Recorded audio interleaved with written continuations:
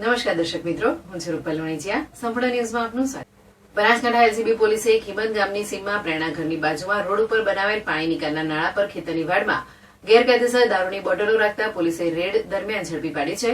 જોકે પોલીસે કુલ 532 જેટલી બોટલો કબજે કરી આરોપી વિરુદ્ધ પાંથાવાડા પોલીસ મથકે ગુનો નોંધી આગળની તપાસ હાથ ધરી છે.